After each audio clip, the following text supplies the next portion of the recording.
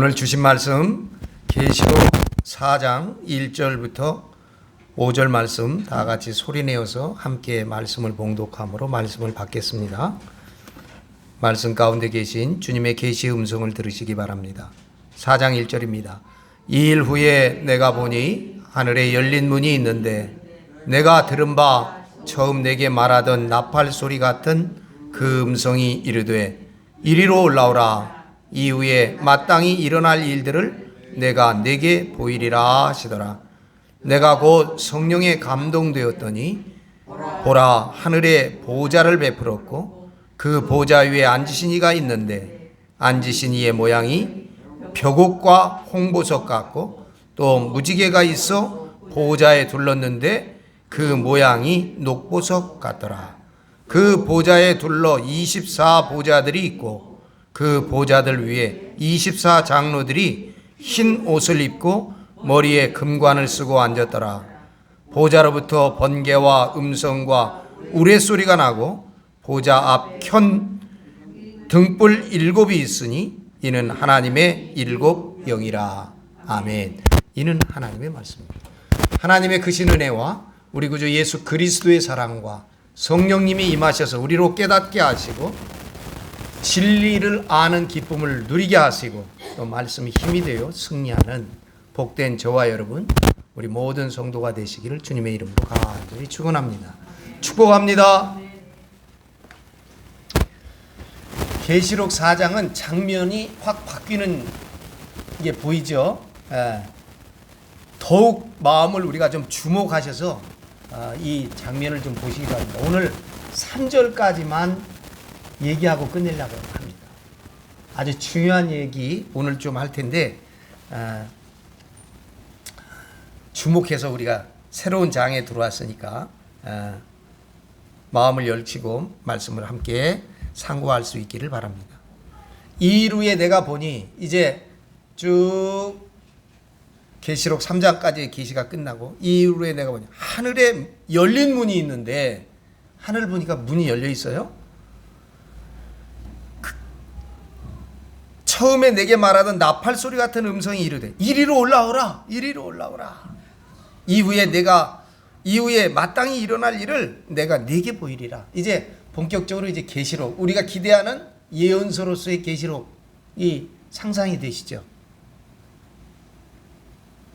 이제부터 다시 말하면 계시록 4장부터는 새로운 차원의 계시가 전개됩니다. 시작됩니다. 7 교회의 편지를 받을 때 사도 요한의 몸과 마음은 분리되지 않은 상태에서 몸과 마음이 하나인 상태에서 계시를 듣습니다. 그런데 오늘 4장부터 전개되는 계시를 받기 위해서 요한은 하늘로 이리로 올라오라. 하늘로 올라가게 됩니다. 할렐루야. 바라기는 말씀을 읽는 중에 말씀을 묵상하는 중에 말씀을 깨닫는 중에 저와 여러분 우리도 이와 같은 경험이 임하시기를 축원합니다. 임하실 수 있습니다. 여러분 제가요 열심을 다해서 이 말씀을 가르치러 다닙니다. 그런데 목사님들이 매우 이해하지 못하는 부분이 딱 하나 걸리는 게 제일 처음에 뭐가 걸리냐면 하늘에 관한 거예요. 하늘에 관한 거. 우리가 깨달은 만큼 하늘이 열린다. 그거를 잘 이해를 못하고 거기서 대부분 묶여요. 여러분은 자유하시기 바랍니다. 예를 하나 들어볼게요. 예전에는 아주 단순하고 조악한 만원경으로 우리의 이 하늘을 보지 않습니까? 그러니까 그때는 지금만큼 불과 몇백 년 전이지만 지금만큼 우리가 하늘을 깨닫습니까? 모르잖아요. 근데 인간의 과학적인 물질 문명이 또 과학기술과 생각과 상상력과 이게 수학이 발전하고 물리학이 발전하면서 어떻게 돼요? 하늘이 점차 신비의 베일을 벗기 시작하잖아요. 우리가 옛날에 달에 가면은 옥토끼가 방아를 찢고 있다 뭐 이런 동화적이고 신화적인 것만 알다가 심지어는 이제 사람이 가게 되지 않았습니까?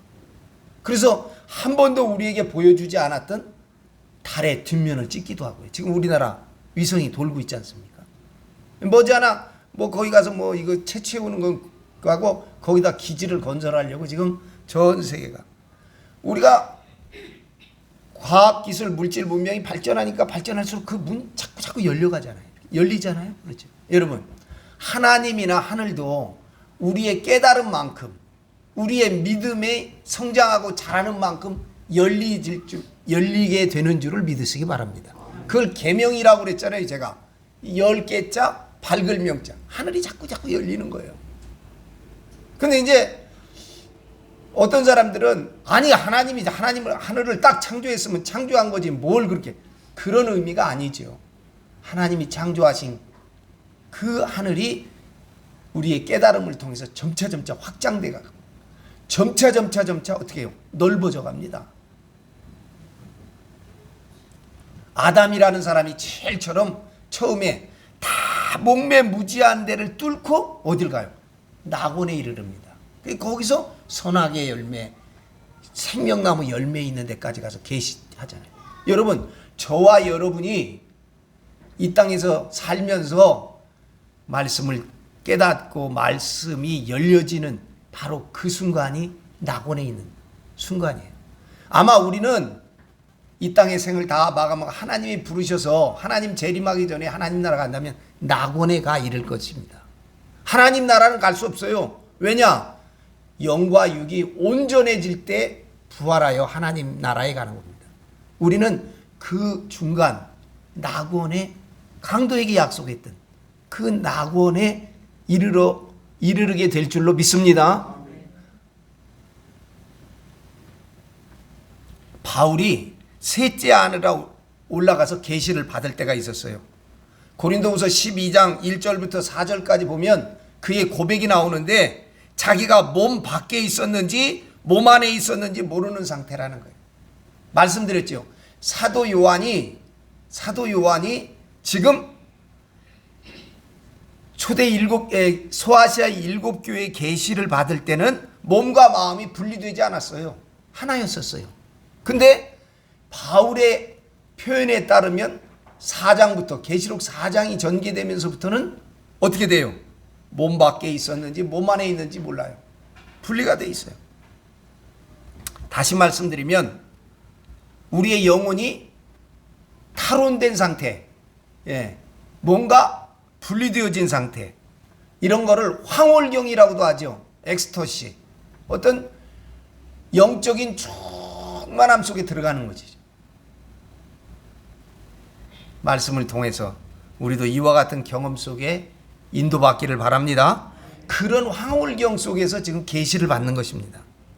바울과 마찬가지로 사도 요한도 동일한 영적인 경험을 지금 하고 있는 것이죠.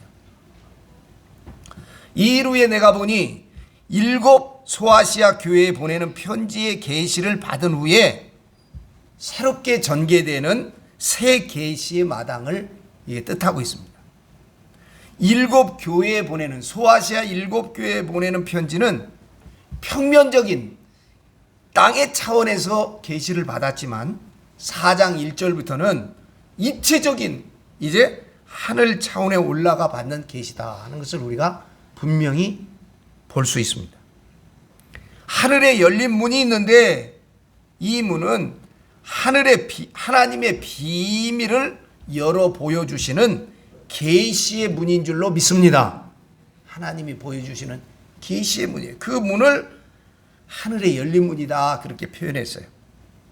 여러분, 주님의 복음을 전하다가 성전에서 돌 맞아 죽은 집사가 있어요. 누구죠? 스데반이라는 집사가 있어요. 스데반 집사다. 그 돌을 맞고 나서 어떻게 돼요? 그에게 몸은 돌에 맞아서 아마 피 흘리고 아픔 속에 있었는지 모르지만 그 앞에 하늘의 문이 열리고 있는 거예요.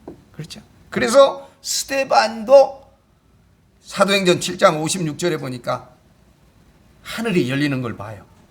말하되 보라, 하늘이 열리고 인자가 하나님 우편에 서신 것을 보노라. 지금 보고 있습니다. 여러분, 순교하는 사람은 다른 사람이 아니라요, 하늘 문을 열리는 걸 보고 하늘의 음성을 들은 사람은 순교하게 될 줄로 믿습니다. 그 사람 순교할 수 있어요. 왜? 하늘의 문을 열고 예수 그리스도께서 세례 받으시고 올라오시니까 뭐예요? 하늘이 열리고 하나님의 음성을 듣잖아요. 스데반이 똑같은 경험을 하는, 이런 사람이 순교할 수 있습니다. 어떤 사람이 순교하냐? 하늘 문이 열리는 걸 보는, 하나님의 계시의 문이 열리고 계시의 음성을 들은 사람은 하나님의 뜻을 따를 수가 있다는 것이죠. 베드로가 본 열린 하늘도 이와 같은, 사도행전 10장 11절에 보면 하늘이 열리면서 하늘 위에서 뭐가 내려와요? 네 구덩이를 묶인 보자기 같은 게 하늘 위에서 내려와요. 네? 내려오니까, 다 내려오니까 그 안에 들여다보죠. 그 안에 뭐가 있어요? 지금까지 안 먹던 짐승들이 거기 다 있는 거예요. 그러니까 정결 음식을 하는 베드로가, 아이고 주님, 나는 이런 부정한 음식을 먹어본 적이 없습니다. 먹어본 적이 없습니다. 지금도 이스라엘 가면 이스라엘에서 심고 기르고 거두고 만들어낸 식품 외에는 전부 다 부정한 음식이에요. 한국에서 가져간 음식은 다 부정한 음식이에요. 그래서 공식적인 데서는 먹을 수 없어요. 그들의 법이 지배하고 있는 호텔, 식당 이런 데서는 한국 음식 먹으면 큰일 납니다. 예, 우리는 부정한 음식이라고 봐요. 그러니까 이제 그가 하늘 문을 열리는 것을 저 욥바에서 경험하게 됩니다. 그랬더니 하나님이 그런 말씀하세요. 이를 먹으라. 내가 선하다고 하고 내가 선하게 만드는 거 왜 네가 부정하다고 하느냐. 거기에서 이 정결 음식법을 뛰어넘게 됩니다. 할렐루야. 지금도 어디 가면 이거 먹으면 안 된다, 돼지고기 먹으면 안 된다, 뭐 그 다 이미 베드로 때 하나님께서 열어놓으셨어요. 이제 정결 음식 그런 거에 맡기지 마세요. 그런 것 때문에 하나님께서 따지지 않으신다고 이미 베드로를 통해서 우리에게 계시해 주셨어요. 그때 베드로가 하늘문을 열리는 걸 봐요. 그런 것들은 모두 다 하나님의 비밀을 열어 보여주시는 계시의 하늘이다. 그 하늘문은 계시의 문이다. 그 음성이 이르되 이리로 올라오라. 이제 여러분 평면적인 계시에서 입체적인 계시로 몸과 영혼이, 몸과 마음이 분리되지 않았던 지점에서 몸과 영혼이 분리됩니다. 이제 몸이 어디 있는지 몰라요. 몸 밖에 있었는지 몸 안에 있었는지. 그게 바울의 표현이거든요. 입체, 평면적인 곳에서 입체적인 곳으로 그가 변화되고 전환되는 것을 지금 뜻하고 있습니다. 바라기는 우리 모두가 이와 같은 경험할 수 있기를 주의 이름으로 축원합니다. 예전에 창세기 보면 에녹이라는 사람이 있어요. 저녁마다 하나님이 찾아오셔. 그래서 에녹과 동행하더니, 이게 무슨 말이에요? 다 평면적인 데에서 살지만 입체적인 데로 올라갈 수 있다는 거예요. 에녹이 늘 하나님과 걸었는지는 알 수 없지만 아마 더 쉽게 얘기하면 여러분 밤마다 여러분들 시간을 정해놓고 집에서 기도하십니까? 그때 하나님이 찾아와 주시는 거예요. 할렐루야. 하나님과 동행하는 거예요. 그게 하늘이 열리는 거예요. 그 순간이 바로 여러분이 에덴에 거하고 있는 거예요.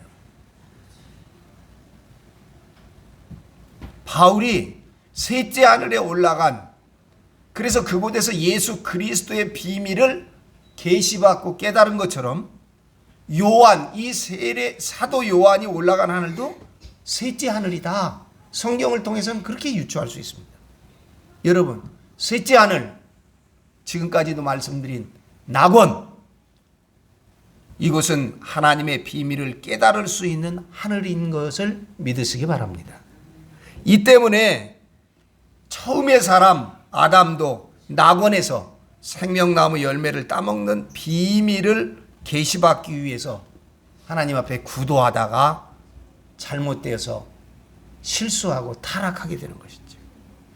아담이 올라간 하늘이 낙원인 셋째 하늘이므로 타락한 인간은 셋째 하늘 이상의 하늘에는 올라갈 수 없을 것입니다. 셋째 하늘은 계시의 하늘이기 때문에 바울도 그곳에 올라가 말할 수 없는 말을 듣고 십자가의 도의 비밀을 깨달을 수 있었던 것입니다. 아멘. 2절과 3절 한번 보겠습니다. 2절과 3절 보겠습니다. 내가 곧 성령에 감동되었더니 보라 하늘에 보좌를 베풀었고 그 보좌 위에 앉으신 이가 있는데 앉으신 이의 모양이 벽옥과 홍보석 같고 또 무지개가 있어 보좌에 둘렀는데 그 모양이 녹보석 같더라. 아멘. 내가 곧 성령에 감동되었더니, 이 말은 지금 사도 요한이 몸과 마음이 분리된 상태예요. 탈원된 상태예요. 그렇죠?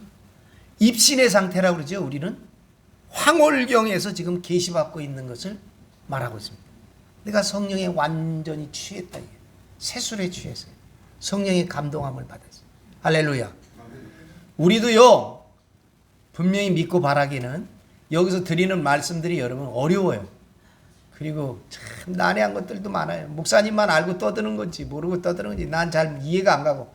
그러나 이 말씀이 여기서 딱 쌓이는 때 차곡차곡 말씀이 여기 마치 나무를 쌓듯이 쌓아놓으면요, 성령께서 이 나무에 이 말씀에 불을 지르실 때가 있을 줄로 믿습니다. 그러면 성령의 불이 이 말씀을 태울 때 여기서 열이 나는 거지요. 여기서 빛이 나는 거죠. 이 성령 충만한 거예요. 이 성령에 감동되는 거예요. 그래서 말씀이 내 안에서 타는 체험을 할 수 있게 되기를 주의 이름으로 간절히 소원합니다. 우리 모두가. 떼굴떼굴 굴러오는 거죠. 그 보좌 위에 앉으신 이가 있는데 이분은 하나님이시죠. 하늘 보좌가 베풀려져 있고 그 보좌 위에 앉으신 이가 있어요. 이 하나님을 본 자는 아무도 없습니다. 요한복음 1장 18절에 보면 본래 하나님을 본 사람이 없으되 그랬습니다. 아버지 품속에 있었던 독생하신 하나님이 나타내셨느니라. 하나님을 본 사람은 아무도 없습니다. 그런데 여러분, 우리가 이미 알듯이 구약의 하나님은 천사, 여호와예요. 야훼예요. 천사예요. 하나님을 대리해요. 그가 나중에 성령 받은 모든 예수님의 제자들은 그게 천사인지를 다 알아요. 그렇게 다 표현하니까.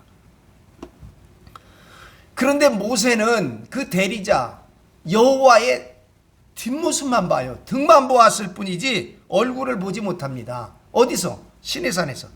출애굽기 33장 20절로 23절에 보면 내가 내 얼굴을 보지 못하리니 나를 볼고 살 자가 없음이라. 그러면서 23절에 보면 손을 거두리니, 이렇게 손으로 너를 가리리니 내가 내 등을 볼 곳이요 얼굴은 보지 못하리라. 모세는 여호와의 등만 보았을 뿐이지 얼굴은 보지 못해. 이사야도 이사야서에 보면 여호와를 본 듯 말하지만 그러나 스납 날개로 그 얼굴을 가렸다 그랬어요. 그분을 가리고 있어요. 스랍들이. 이사야서 6장 1절로 5절.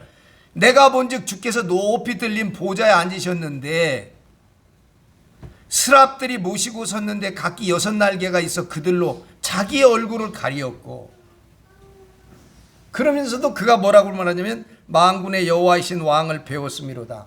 이사야가 그렇게 고백을 해요. 하나님의 얼굴을 볼 수가 없어요. 그렇습니다, 여러분. 요한, 이 사도 요한이 본 하나님의 모습도 색채로 추상되어 있어요. 자, 여러분 여기서 주목해야 돼요. 깨어 있으시기 바랍니다. 여기 좀 어려운 얘기 하려고 그래요. 색채로 추상화되어 있다. 어떻게 추상화했느냐? 이렇게 얘기했어요. 그분의 모양이, 앉으신 이의 모양이 벽옥과 홍보석 같고 하나님의 모양이 색채로 추상되어 있어. 벽옥은요, 벽옥은 푸른색이 나는 돌입니다. 푸른색이 나는 돌이에요. 제가 터키에 가보니까 터키석이라는 돌이 있어요. 터키석. 알죠? 네, 보석으로 팔아요. 그 보석이 푸른색 별. 이런 돌들이 이스라엘 예일랏에서 좀 나요. 색깔이 조금 차이가 나는데 그것은 예일라 스톤이라고 그래요. 푸른색 빛이 납니다. 하늘색이죠. 푸른색이. 하나님의 모양이 벽옥과 같고 홍보석과 같다. 홍보석은 벽옥은 푸른색 나는 옥입니다. 하늘색 나는 옥입니다. 홍보석은 붉은 홍자 붉은 색깔입니다. 그러니까 여러분 보세요. 하나님 보좌를 딱 보니까 거기에 태극마크가 있는 거예요. 태극마크. 예, 지금 색채로 추상화됐어요. 우리나라 태극마크가 어떻습니까? 위에는 하늘색이고 밑에는 붉은색이잖아요. 아, 이게 태극이 이게 너무 설명하기 좋아.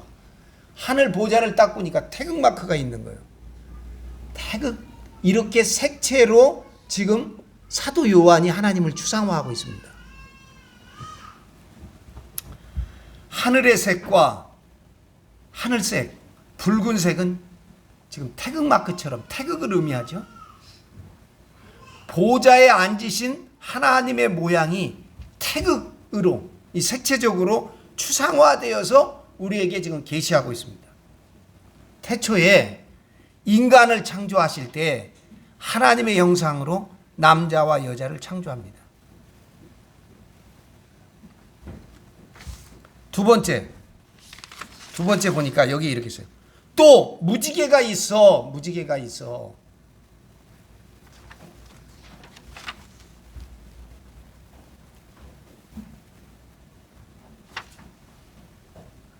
여러분, 오늘은 이 무지개 얘기만 잠깐 하려고 하는데 이게 이제 하늘이 열릴 거예요. 이제 하늘이 우리가 조금 더 열릴 것입니다. 창세기 9장 13절에 보면 내가 내 무지개를 구름 속에 두었나니 이것이 나와 세상 사이의 언약의 증거라. 증거하라. 증거라. 제일 처음 하나님이 홍수 심판을 하시고 난 후에 하나님과 인간 노아와의 약속이 무엇으로 나타났어요? 무지개예요. 그런데 오늘 말씀에 보니까 무지개가 있어서 보좌의 주위를 둘러 있어요. 그러니까 하나님은 태극마크처럼 돼 있고 그 옆에 우리가 뭐 감건, 고니처럼 그 주변이 뭘로 돼 있다? 무지개가 돼 있다. 이게 무지개가. 무지개는 뭘까? 여러분 생각할 수 있잖아요. 보좌를 지금 보유하고 있는 천사들이죠. 무지개는 비온 뒤에 나타나는 빛의 스펙트럼 현상입니다. 대기 가운데 떠 있는 물방울들이 햇빛을 받아서 태양과 반대쪽에 나타나게 되는 7가지 색대입니다. 색대. 어떻게 되죠? 빨강, 주황, 노랑, 초록, 파랑, 남, 자주 이렇게 7개의 색상이 띠를 이루어서 잘 조화되어 있습니다. 무지개의 상징이 뭘까? 무지개에 나타나는 색상은 단색이 아니고 유일색도 아닙니다. 한 가지 색도 아닙니다. 무지개는 7색, 곧 모든 색이 조화되고 통일된 완전색입니다. 단색이 아닌 7가지 색대의 조화와 통일을 이룬 이것이 무지개의 찬란한 빛깔입니다. 여러분, 하늘나라는 만덕과 만선, 모든 덕과 모든 선이 구비한 천사들이 조화와 통일을 이루어서 질서정연하게 하나님의 보좌를 둘러싸고 있습니다. 할렐루야! 지금 여기서 얘기하고 있잖아요. 그런데 또 무지개가 있어 보좌에 둘렸는데 그 모양이 녹보석 같더라. 이 말씀은 하나님의 모습과 천사의 모습과 생명계의 모습을 미술적인 색채 감각으로 추상화하고 있습니다. 보좌에 앉아 계신 하나님의 모습은 벽옥, 푸른석 같고 홍보석, 붉은색, 곧 태극 모양으로 형상화하고 하나님을 호유하고 있는 천사들은 무지개 색깔로 표현되고 나머지 모든 생명계는 녹색, 빛이 녹보석과 같더라. 그렇게 추상화하고 있습니다. 어렵지요? 여러분, 이제부터 무지개의 색상을 통한 천사의 타락을 한번 제가 설명해 보겠습니다. 보세요. 보좌를 둘러싸고 있는 게 지금 천사니까 이게 지금 통일과 조화를 이루고 있었어요. 그런데 타락을 보면 무지개 색깔의 첫 번째 색깔은 무슨 색깔입니까? 적색이잖아요. 적색. 첫 번째 색상의 적색. 천사 세계에서 지혜 천사 루시퍼가 타락됨으로써 무지개의 색상 중에 붉은색이 자기의 자리를 떠납니다. 유다서에 의하면. 그렇죠? 붉은색이 탈락돼 버려요. 따라서 7가지 색깔, 곧 완전색으로서 조화와 통일된 무지개는 흐트러지게 됩니다. 아름다운 색대가 파괴되고 맙니다. 다시 말씀드리면 루시퍼의 타락으로 말미암아 천사 세계의 질서는 파괴되고 혼란해지고 말합니다. 붉은색은 천사, 그 가운데 우두머리인 지혜 천사의 상징인데 무지개 색깔에서 떨어져 나간 루시퍼는 이때부터 천하를 붉은색의 유일 사상과 유일 종교로 온통 도색하려고 광분하고 있습니다. 여러분, 계시록 17장 3절 한번 보십시오. 계시록 12장 3절. 계시록 12장 3절. 읽겠습니다. 하늘에 또 다른 이적이 보이니 보라, 한 큰 붉은 용이 있어 머리가 7이요 뿔이 10이라. 그 여러 머리에 7 왕관이 있는. 이게 지금 적그리스도, 그렇죠? 17장 3절 봅시다. 17장 3절. 17장 보겠습니다. 곧 성령으로 나를 데리고 광야로 가니라. 내가 보니 여자가 붉은빛 짐승을 탔는데 그 짐승의 몸에 하나님을 모독하는 이름들이 가득하고 7 머리와 10 뿔이 있다. 이 두 성경을 보면 계시록 12장 3절이나 17장 3절에 보면 붉은 용과 붉은 짐승을 탄 붉은 짐승은 사탄 마귀와 그 졸개들입니다. 현대에도 여러분 공산당을 뭐라고 그러죠? 빨갱이라고 그러잖아요. 빨갱이. 그 이유도, 그 연원도, 그 이유를 따라 올라가면 성경에서 나오지 않습니까? 공산주의 이데올로기는 사탄 마귀의 이념을 지상에 실현하려는 것임을 우리는 잘 알고 있습니다. 마귀는 본래 거짓말장이라고 말씀드렸는데 우리나라 속담에도 새빨간 거짓말이라는 말을 우리가 사용합니다. 하나님의 창조 목적에 반역한 루시퍼는 적색 유일사상으로 천계와 지상을 색칠하려고 타락하고요. 색칠하려 하는 것이 타락입니다. 지혜 천사의 타락으로 무지개인 천사 세계는 일시 혼란의 상태에 빠졌지만 타락한 천사들을 홍수 심판으로 다 수장시킴으로써 천사 세계의 질서는 다시 회복되어 아름다운 무지개는 다시 하늘의 원을 이루고 나타나게 됩니다. 여러분, 이 공산주의는 독재지요. 그리고 자유가 없지요. 민의가 수렴되지 않습니다.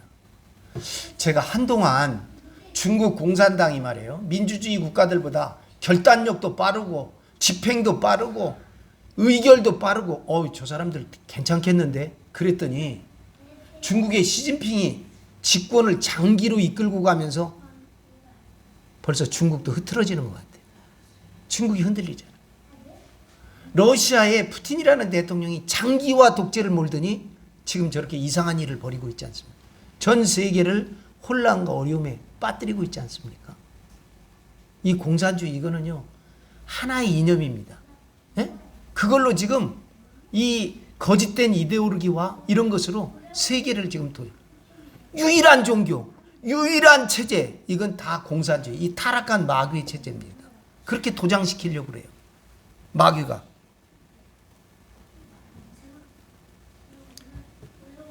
여러분, 여호와께서 홍수 때 자정하셨으며 여호와께서 영원하도록 왕으로 좌정하시도다. 시편 29편 10절의 말씀인데, 이 말씀을 보면 하나님은 홍수 심판을 통해서 이 무지개, 다시 말하면 하나님을 호위하고 있는 이 천사의 질서, 이 조화의 세계를 회복하고 여기에 다시 조화와 통일을 이루었기 때문에 보좌 위에 다시 좌정하신 것입니다. 할렐루야.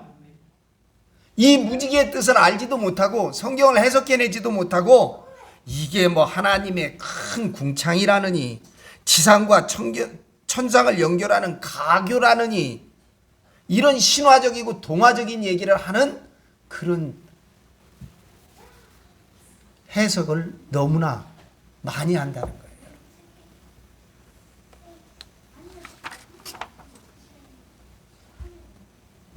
지금 보좌를 옹이하고 있습니다. 무지개가. 이것은 천사 세계 전체를 7가지 색으로 다시 조화와 통일로 완성된 그 7색의 추상화를 추상적으로 묘사하고 있는 것입니다.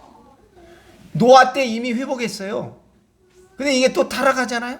이걸 또 하나님께서 완벽하게 7색으로 완전히 조화된 무지개는 천사 세계의 모든 선과 모든 덕의 조화 통일을 말하는 것입니다. 그런데 이 무지개가 녹색으로 보이는 것은, 녹색은 생명계를 상징하는 색깔입니다. 여기 마지막에 그렇게 했잖아요. 그 모양이 보좌에 둘렀는데 그 모양이 녹보석과 같더라. 녹보석과 같더라. 우리가 따르게 쓰면 비추인데, 비추색인데, 이 무지개가 녹색으로 보이는 것은 이 안에 모든 천사 세계가 조화 통일인데, 그게 녹색으로 보이는 것은, 녹색은 생명계를 상징하는 색깔입니다. 다 녹색이잖아요. 모든 천사들의 살아있는 생명력을 의미하고 있는 것입니다. 하나님은 생명을 창조하신 분이시기 때문에 그를 옹이하는 무지개 전체가 녹색으로 보이는 것은 피조된 생명계를 천사 세계가 대표하고 있음을 뜻하고 있는 것입니다. 에덴 동산에서 아담이 구도할 때 그곳에는 각종 나무가 있어요. 각종의 천사가 있어요. 선악나무가 있어요. 지혜천사도 있어요. 거기에 보면 생명나무 예수 그리스도가 있었는데 나무의 색깔은 다 초록색이지 않습니까? 다시 말해 천사는 나무이고 나무는 녹색입니다. 여기 녹보석. 이렇게 연상이 되어야 무지개로 추상화된 천사의 세계가 녹색으로 보이는 뜻이 명확하게 이해가 될 줄로 믿습니다. 어렵지요? 어렵지요? 걱정하지 마십시오. 지금 제가 이렇게 말하지만 계속 이 얘기가 또 나와요, 안 나와요? 이제 나옵니다. 어떻게 나와요? 여러 가지 조화를 통해서 여러 가지 모양으로 이걸 설명해 납니다. 이 처음이 이렇게 해서 어려워요, 서론이. 이 어렵습니다. 근데 이만큼 설명이 돼야 여러분 2절과 3절이 해석이 됩니다. 성령이 감동되었더니 보라 하늘에 보좌를 베풀었고 그 보좌 위에 앉으신 이가 있는데, 여기까지는 우리가 이해 쉽게 했어요. 근데 앉으신 이의 모양이 벽옥과 같고 하늘색이고, 지금 빛깔로 얘기합니다. 홍보석과 같아. 붉은색이야. 태극이지 뭐예요, 태극이. 그리고 무지개가 있어. 무지개가 어디에서 나왔어요? 태초의 창세기 타락 이후에 홍수 심판이 나왔잖아요. 응? 무지개가 있어. 보좌를 둘렀는데 왜 그 모양이 녹보석이냐? 이거 설명 안 하고 넘어가 버리면요 몰라요. 근데 앞으로 홍보석, 녹보석, 보석이 많이 나와요. 그때마다 이걸 설명에 들어가면 돼. 우리가 지금 3절까지만 해석했습니다. 이제 앞으로 다른 모양으로 여러 각도에서 보면 이걸 해석하지 않고 갈 수가 없어요. 지금 이게 좀 어려워요. 무지개를 봤어요. 이러면 하늘이 이제 한꺼풀 더 열리는 거예요. 에? 우리가 하나님께 조금 더 다가가는 거예요.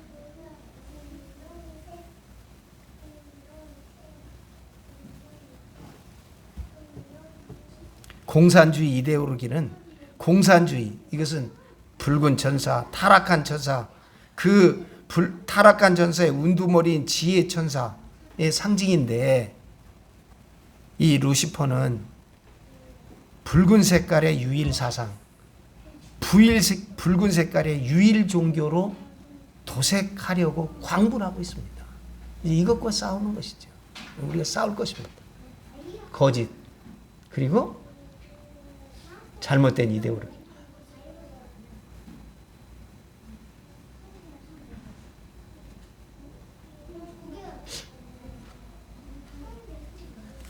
기도하겠습니다.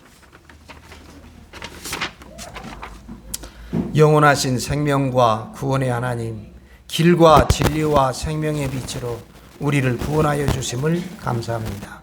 주님의 대속의 십자가 보혈로 우리의 죄짐을 풀어주시고 성령의 권능을 주시어 주님 말씀에 순종하는 믿음을 주시옵소서. 예수 그리스도의 이름으로 기도합니다. 아멘. 언제나 변함없는 사랑의 하나님, 거룩한 주일에 주님을 향하여 예배의 자리로 나온 서정의 가족들 위하여 간구합니다. 영적인 목마름으로 갈급한 주님의 백성들에게 성령의 단비도 내리워 주시옵소서. 마가의 다락방에 바람처럼 불처럼 임하신 성령께서 오늘 이 예배 가운데 우리들 심령 가운데 찾아와 주시옵시고 뜨겁게 역사하여 주시어서 심령의 변화받은 사한 예배가 되며 말씀을 깨닫고 온전하신 주님을 바라보는 믿음의 저희들의 눈이 열리게 하여 주시옵소서. 사랑하시는 하나님, 답답한 심정으로 예배에 나왔을지라도 예배를 통하여 거듭난 세상의 빛과 소금으로 살아가게 도와주시옵소서. 교회의 사역이 열매를 맺게 하여 주시옵시고 아버지의 나라가 확장하는데 저희들 모두가 쓰임받는 귀한 일꾼들로 하나님 세워주시옵소서. 다음 세대를 믿음으로 세워주시어 믿음에 대해, 신앙에 대해 믿음의 가문이 끊어지지 않도록 저희들을 굳게 붙잡아 주시옵시고 우리 믿음의 가정을 복 내려 주시옵소서. 거룩하신 주님, 능력의 주님, 만병의 대의원 되신 주님, 질병으로 치료 가운데 있는 성도들을 주님의 능력의 손, 온전한 치유의 손으로 안수하여 주시옵시고 그리하여 모두 온전하게 나음을 받게 하여 주시옵으며 평강의 은혜를 누리며 기뻐하고 감사하게 하여 주시옵소서. 병상에 있는 사랑하는 교우들과 특별히 요양 중에 있는 연로하신 이들에게도 하나님의 평강과 은총이 더하여 주시옵시고 치유의 광선을 허락하여 주시어서 기뻐하며 이 땅에 있는 동안 주님을 찬양하고 영광을 돌리며 주님을 기뻐할 수 있는 모든 성도들이 되도록 주여 은혜로 붙잡아 주시옵소서. 치유하여 주시옵소서. 감사와 영광을 돌리옵고 예수 그리스도의 이름으로 기도드리옵나이다. 아멘.